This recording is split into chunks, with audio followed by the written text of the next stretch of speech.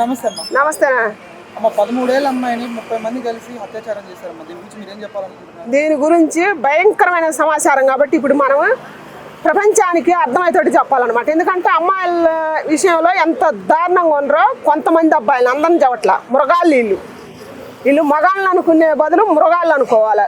ఎటువంటి వాళ్ళని దుర్మార్గులను అనాలన్నమాట. ఇంత దుర్మార్గానికి పాల్పడి 13 ఏళ్ళ అమ్మాయి మీద ఇంత దారుణంగా చేశారంటే ఇంకా తల్లిని చెల్లిని బిడ్డని భార్యని బతకనియరు కదా.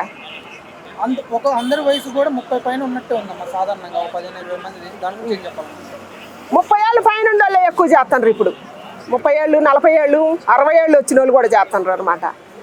ఎందుకంటే మదం ఎక్కువైంది. నేను చెప్పినగా ద్రౌపయుగం త్రేతాయుగం పోయింది, ఇప్పుడు వచ్చింది కలియుగం. కలియుగంలో ఎట్లాంటి దుర్మార్గాలు అంతాలే జరుగుతుంటాయి అన్నమాట. అమ్మాయిలు జాగ్రత్తగా ఉండాలి.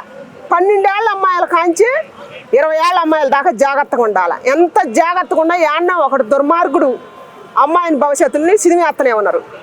దీనిపైన చట్టాలు కఠినంగా శిక్షించాలని కోరుకోవాలి మనం ప్రజలు. 13 ఏళ్ళ అమ్మాయిని 30 మంది అంత క్రూరంగా అసలు ఎందుకు చేయాలనిపించింది? 13 ఏళ్ళ అమ్మాయి కాదు, 10 ఏళ్ళ అమ్మాయి 9 ఏళ్ళ అమ్మాయిని కూడా చేశారుగా. మూలన ముసలమ్మను కూడా చేశారుగా. 30 మంది కలిసి చేయడం ఎంతవరకు కరెక్ట్? 30 మంది అని అంటే మూర్ఖులు అట్ట తయారైతుంది ఇప్పుడు. మన సమాజం మీద అట్ట తయారైతుండ్రు. వాడు ఇప్పుడు 30 మంది కూడా ఒక అమ్మకాయగా పుట్టింది, ఆడదానికే పుట్టిండ్రు. అమ్మే లాలించింది పాలించింది, వాడిని పెద్దవాడిని చేసి ప్రయోజకుని చేసింది. అదే వాడు ఒక మహిళని మళ్ళీ స్త్రీ అమ్మస్థానంలో ఉండదేగా. 13 ఏళ్ళ అమ్మాయి అంటే ఆమె పెరిగి పెద్ద అయితే అట్టాటి మూర్ఖుడు ఒకటి జన్మని ఇవ్వాల్సిందేగా. వాడు పెద్ద అయినాక ఇంత దుర్మార్గాన్ని తెగపడతానని ఎవరు అనుకోరు. కాబట్టి ఎట్టాటి వాళ్ళకు భయం పుట్టాలన్నమాట. ఎట్టాటి వాళ్ళని నర్రోడ్డు మీద పెట్టి కాల్చి చంపాల పోలీసు వారు. మరి ఈ కథ అడగాల్సింది ప్రజలు. ప్రభుత్వం ఎట్లాంటి అంటే యాక్షన్ తీసుకోవట్లేదు కదా. మోడీ ప్రభుత్వం అయినా సరే ఎవరైనా ప్రతిపక్షాలు కానీ ఎవరు మాట్లాడాలంటే ఫస్ట్ మనకు సిగ్గు ఉండాలన్నమాట. మనం వీటి మీద మనం పోరాడుతామా? వీటి మీద కాదు, కులం మీద మతం మీద మన రాష్ట్రం వాడు మన తెలంగాణ వాడిని ఏపీ వాడు వచ్చి అంటుండు, ఏపీ వాడు వచ్చి తెలంగాణ వీటి మీద అయితే చించుకుంటాం గొడ్డలు కూర్చొని కాసేపు. ఎవడు కోళ్ళం చూసుకున్నారా దమ్మున్న కాడికి కొట్లాడదామని. వీటి కోసం ఎవరు పోరాడతారు? 5 ఏళ్ళ అన్నం తినేవాళ్ళు ఎవరు పోరాడతారు? అందుకని సిగ్గు రావాలని నేను కోరుకుంటున్నా. ఏం చెప్పాలనుకుంటున్నాను 13 ఏళ్ళ అమ్మాయికి? 13 ఏళ్ళ అమ్మాయిని ఇంత తెగబడి దారుణంగా 30 మంది వాళ్ళు మానవ జలం ఎత్తలేదు, మృగం జలం ఎత్తారు అనమాట. వాళ్ళు నీచమైన జాతికి చెందిన వాళ్ళు కాబట్టి ఇట్టాటి వాళ్ళని నర్రోడ్డు మీద నిలబెట్టి కాల్చి చంపాలని నేను కోరుకుంటున్నాను. నా డిమాండ్ అది. నాతో పాటు యావత్తు ప్రపంచం కూడా అదే కోరుకోవాలి. ఆడపిల్లలని జాగ్రత్త తీసుకోవాలమ్మా. 13 ఏళ్ళ ఆడపిల్ల అయినా ఇంకొకళ్ళైనా కానీ ఆడపిల్లలు ఎక్కువ కోరికలకు పోయి జీవితాలు పాడు చేసుకుంటారు కొంతమంది. కాకపోతే ఆ విషయం దీంట్లో తేవద్దు. ఇక్కడున్న ఆడపిల్లకి ఏం తెలియదు. ఇక్కడ దారుణం జరిగింది. ఆ టాపిక్ వేరే, ఈ టాపిక్ వేరే. అందుకని ఇట్లాంటి వాళ్ళని ధర్నా చేయాలా, వాళ్ళని కాల్చి చంపాలి నడిరోడ్డు మీద. వాళ్ళకి కోర్టులు జైలు శిక్షలు ఇవన్నీ అనవసరం.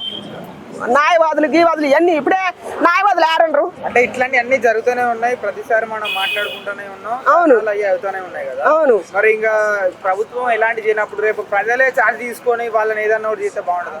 ప్రజలు ఛాన్స్ తీసుకొని ప్రజలు చేయటం కాదు. ప్రజలు అందరూ ఒకళ్ళిద్దరం స్పందించితే ఈ సమస్యకు పరిష్కారం దొరకదు. అందరూ స్పందించాల. ఎట్టాడిది ఇంకోటి జరగకుండా ఉండాలంటే అందరం స్పందించి వాళ్ళకి ఏదో ఒకటి జరిగిందాక చేస్తేనే ఇంకోసారి భయం పుట్టుద్ది ఇంకొక అమ్మాయిని ఇట్లా చేయటానికి. అది చేయనంతసేపు ఇట్లాంటివి జరుగుతూనే ఉంటాయి. కొన్ని వేలు కాదు లక్షల్లో జరుగుతాయి. ముగింపు లేదు మనం మారినంతసేపు. ఒక్కసారి ఎన్కౌంటర్ చేసింది లక్షల మంది చేశారు. లక్షల మందిని యాడ్ చేశారు. మనమే అడ్డం తిరిగి మళ్ళీ మనమే పార్టీలో అడ్డం పెట్టుకొని వచ్చి మనమే చెబుతాం నా పార్టీ మీద బుర్ర చల్లుతారు, నీ పార్టీ మన పవన్ కళ్యాణ్ అన్న నానలేదా అన్నారు కదా.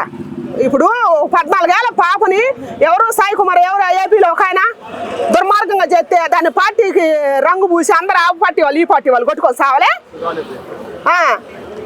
అట్టనే మరి అట్ట పోసుకొస్తారు. న్యాయం ఎవరు పోరాడుతున్నారు? న్యాయం కోసం నల్ల కోటు వేసుకొని పోరాడే లాయర్లను చూపి వాళ్ళ వ్యవస్థను కూడా మనం తక్కువ చేసి మాట్లాడవద్దు. కానీ అన్యాయం కోసం పోరాడే వాళ్ళు ఎక్కువయ్యారు. కట్టల కోసం పనిచేసే వాళ్ళు ఉన్నారు, న్యాయం కోసం పనిచేసే వాళ్ళు లేరు. అని చెప్తే మహిళా సంఘం అందరు కట్టలు కాసి పడుతుంటాయి. మహిళా సంఘాలు అని చెప్తాయా? మా బోటోళ్ళు మేమే రూపాయి తీసుకోకుండా వచ్చి కూర్చొని చెబుతున్నాం.